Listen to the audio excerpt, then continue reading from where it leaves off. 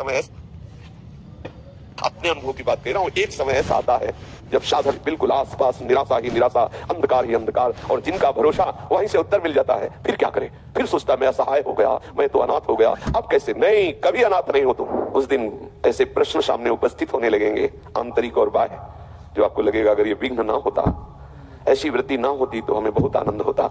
हमारे प्रभु क्या इतने कठोर हैं कि अपने शरणागत को, अपने बच्चे को, अपनी दासी को वो प्रतिकूलता देंगे?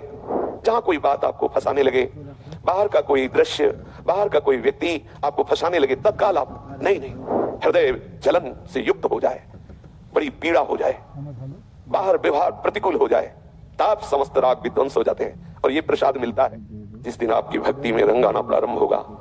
उस दिन ऐसे प्रश्न सामने उपस्थित होने लगेंगे, आंतरिक और बाह्य, जो आपको लगेगा अगर ये विघ्न ना होता, ऐसी वृत्ति ना होती तो हमें बहुत आनंद होता। लेकिन आप चूकिएगा नहीं, वो आपको भूमिका से ऊपर उठाने के लिए आया है। उसे ऐसा ना मान ले कि ऐसी परिस्थिति बदल जाए तो अच्छा होता। ऐसी मांग ना करें। जोई जोई प्यारो करे सोई मोहि भावे। प्यारे, तुम जैसी भी परिस्थिति में मुझे रखोगे, आपके कृपा बल से मैं आपका विस्मरण नहीं होने दूंगा। मैं आपकी रसरीति से एक पल भी विलग नहीं होऊंगा, आपकी कृपा बल से। फिर आप देखिएगा कि आपको ऐसी रसमयी स्थिति प्राप्त हो जाएगी कि हर विघ्न आपके लिए आनंदवर्धक होगा। हृदय शीतल होता चला जाएगा। हृदय में एक ऐसी विशाल महानता उनकी कृपा से उतरेगी कि कोई भी आपको विक्षेप नहीं डाल सकेगा। यदि आप कृपा सिंधु की कृपा का परिचय नहीं जान पाएंगे तो आप दुखी हो जाएंगे और आपको लगेगा ऐसा क्यों होता है, मैं तो उनको अपना सर्वस्व मानती हूं और वो हमारे प्रति ऐसा व्यवहार क्यों भेज रहे हैं। मैं उनकी दासी हूं, हर समय उनको ही रिझाने की चेष्टा करती हूं। ये बाहर से हमें क्यों ऐसे फंसा दिया जाता है प्रतिकूलता में कि उनका चिंतन छूटता है, उनका सेवा भाव छूटता है। ऐसा क्यों भेजते हैं? क्या वो इतने कठोर हैं? हमारे प्रभु क्या इतने कठोर हैं कि अपने शरणागत को, अपने बच्चे को, अपनी दासी को वो प्रतिकूलता देंगे? आप विचार कीजिए। कोई भी वात्सल्यमयी जननी क्या अपने पुत्र के प्रतिकूल विधान करती है क्या? पर पुत्र मानता है कि ये हमें जबरदस्ती स्नान गृह में ले जा रही है, स्नान कराएगी, इससे अच्छा मैं खेलता रहता। पुत्र को लगता है कि जननी बहुत कठोर व्यवहार करने वाली है, लेकिन उसके एक एक विधान में वात्सल्य उमड़ रहा है, कृपा उमड़ रही है, दुलार भरा हुआ है। एक वात्सल्य समुद्र प्रभु के बिंदु से अनंत माताओं का वात्सल्य है। ऐसे मेरे श्यामा श्याम वात्सल्य सिंधु क्या कभी मुझ दासी के प्रतिकूल विधान करेंगे? विचार कीजिए, क्यों करेंगे? वो हमें क्या दुख देना चाहेंगे? अरे साधारण सिद्धांत शरणागति का है लोक में कि कोई किसी के पैर पकड़ लेता है तो यही सोचता है अब इसको किसी भी तरह कष्ट ना होने पावे। महाराज धर्मात्मा शिवी ने एक कबूतर की शरणागति की रक्षा करने के लिए वो शरण में आया, उस शरणागति धर्म का निर्वाह करने के लिए अपने शरीर का मांस दे दिया। क्या शरणागति का रहस्य हमारे ठाकुर नहीं जानते? क्या हम शरणागतों के प्रति वो ऐसा प्रतिकूल विधान करेंगे? शरीर रोग, बाहर से प्रतिकूलता, आदि आदि आदि, ऐसा कठोर है वो? ऐसा ना समझें। वो हमारे अनंत जन्मों के कर्म संस्कारों को विध्वंस करके गले लगाने के लिए विधान बना रहा है। जितने विधान उसके हैं उनमें बहुत प्यार भरा हुआ है। वो सर्वज्ञ है, सब कुछ जान रहा है, सर्वांतर्यामी तुम्हारे मन में ही बैठा हुआ है, सर्वत्र है, बिल्कुल तुम्हारे समीप, सबसे नजदीक वो है। वात्सल्य समुद्र है, अद्भुत उदार है। विश्वास कीजिए, प्रत्येक विधान में उस महामंगल पर हम अल्पज्ञ हैं, एकदेशी हैं, सीमित विचार वाले हैं, इसलिए उस असीम प्रभु के विधान को हम प्रतिकूल मान बैठते हैं। केवल प्रभु पर दृष्टि रखो, केवल श्यामा श्याम पर दृष्टि रखो, कोई भी विघ्न तुम्हें परास्त नहीं कर पाएगा। व्यक्ति पर दृष्टि रखा तो वो विघ्न नजर आएगा, और अगर तत्व पर दृष्टि रखा तो आनंद आएगा। हमारे हृदय में उत्साह होना चाहिए प्रभु के विधान में राजी होने का। बिल्कुल सच्ची मान लीजिए, यही हम कहीं ना कहीं कमजोर होकर के अन्य चिंतन करने का अवसर दे देते हैं। हमारे पास समय ही नहीं है कि हम किसी के व्यवहार का चिंतन करें, हमारे साथ ऐसा क्यों करता है, उसको ऐसा नहीं करना था, हमारे पास समय नहीं है। छोड़ दो प्रभु के ऊपर, वही होगा जिससे आपका परम मंगल विधान प्रभु ने रचा है, उसके अलावा हो नहीं सकता। हो यही सोई जो राम रचि राखा, को करी तर्क बढ़ावे शाखा, अब अस कहे जपन लगे हरि नामा। यह है विश्राम भूमि। जहां कोई बात आपको फंसाने लगे, बाहर का कोई दृश्य, बाहर का कोई व्यक्ति आपको फंसाने लगे, तत्काल आप नहीं, हरि स्मरण में, प्रिया प्रीतम के स्मरण में इतने तन्मय हो जाओ, वो भूल जाओ। वो आपको केवल प्रश्न भेजा गया है। अगर आप भूल गए उस बात को, आगे बढ़ गए, तो आप ऐसी भूमिका में पहुंचेंगे कि आपको कोई परास्त नहीं कर सकता। विश्वास मानिए, ये जीवन में आपके आएंगे। यदि नहीं आ रहे तो अभी भक्ति उस कोटि की ही नहीं हो रही है। हृदय जलन से युक्त हो जाए, बड़ी पीड़ा हो जाए, बाहर व्यवहार प्रतिकूल हो जाए, तब समस्त राग विध्वंस हो जाते हैं और ये प्रसाद मिलता है। यदि नहीं मिल रहा है तो इंतजार करो, इसी प्रसाद में संपूर्ण संस्कार भस्म होते हैं। अंदर से आग लग गई है। अब हमारे हृदय में ये आग केवल प्रिया प्रीतम के मिलन से ही, दूसरे किसी उपाय से नहीं।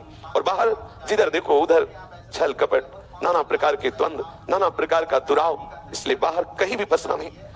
पाए जान जगत में सब जन कपटी कुटिल कलयुगी टंच, सबसे उदासीन होना पड़ेगा। हरिराम व्यास जी एक पद में वर्णन कर रहे हैं, कह रहे हैं मोसो पतित नानत समाई, मोसो पतित नानत समाई, याही ते मैं वृंदावन को चरण गयो है आई, याही ते मैं वृंदावन को चरण गयो है आई, शरण गयो है आई, शरण गयो है आई, मोसो पतित नानत समाई, मोसो पतित नानत समाई। हरिराम व्यास जी कह रहे हैं मैं बहुत अधम हूं। ये कब पता चला? जब रसिक शेखर महापुरुषों का सानिध्य मिला और उनकी कृपा दृष्टि से रस का परिचय हुआ, तब एक दिग्विजयी विद्वान जिसके शिष्य मधुकर शाह राजा है, ऐसा महिमा में जगत सम्माननीय जो है, पूर्ण अपने शास्त्रों का ज्ञान रखने वाले, धर्म से चलने वाले, वो कह रहे मैं बहुत पतित हूं। ये वृंदावन की जो रस में डूबे हुए महापुरुष जन है, उनके मध्य में जब वास किया जाता है तब ये सब अभिमान गलित हो जाता है। इनकी संगति रहत जाति कुल मद सब नम सही। देखो ऐसा दिग्विजयी महान विद्वान जो देश विदेश इसीलिए भ्रमण करते थे कि मेरा यश हो, मैं समस्त विद्वानों में सर्वश्रेष्ठ हूं। वो क्या बोल रहे हैं? मेरे से बड़ा कोई पतित नहीं इस जगत में। ये परिवर्तन हुआ। रसिक महापुरुषों के चरणों का आश्रय, श्री वृंदावन धाम का आश्रय कितना बड़ा परिवर्तन कर दिया, सीधे अहम का परिवर्तन। और ये दैन्यता हमारी प्रिया जी को बहुत प्रिय है। हृदय से आ जाए कि मैं बहुत नीच हूं, और ये ऐसे नहीं आता। जब तक महापुरुषों का सानिध्य नहीं मिलता तब तक साधन करने पर भी अहम बना रहता है। जब उन महापुरुषों का दर्शन होता है, संभाषण होता है, उनकी दृष्टि पड़ती, तब अपने में देखने में आता है कि अरे जो मुझे चाहिए वो तो है ही नहीं, जो भगवत प्रेम चाहिए, जो वास्तविक तत्वबोध चाहिए वो तो है ही नहीं। मैं व्यर्थ में अपने को पंडित ज्ञानी विद्वान साधक मान रहा था। तब हृदय पुकार उठता, मैं बहुत अधम हूं, मैं बहुत नीच हूं। मुझे कृपा करके रसिकों ने वृंदावन का वास दिया, वृंदावन का आश्रय दिया। मैं बहुत भटका। हरिराम व्यास जी कह रहे हैं अब आकर के मुझे विश्राम मिला है, क्योंकि जीव की परम विश्राम भूमि श्री वृंदावन धाम है। सब सोहित निष्काम मति श्री वृंदावन विश्राम, परम विश्राम भूमि। हमारी अलबेली सरकार श्री श्यामा जो करुणा समुद्र है, जब कोई वृंदावन का आश्रय लेता है तो वो कैसा है ये नहीं देखती।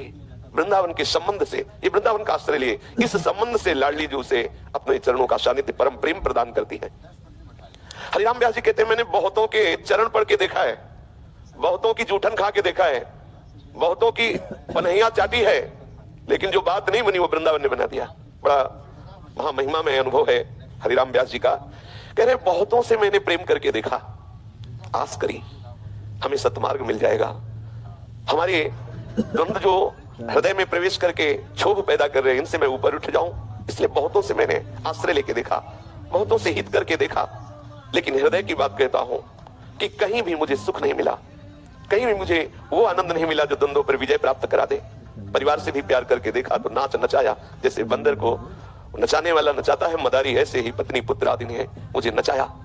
प्यार करके देखा सबसे, कहीं कोई मेरा हित करने वाला नहीं मिला। बहुत से ऐसे भक्तों से मिला जो लीला करके हमको फंसाए, उनकी जूठन खाए, लेकिन कहीं हमें परमात्मा आनंद का अनुभव नहीं मिला, हमें विश्राम नहीं मिला। जहां देखो वहां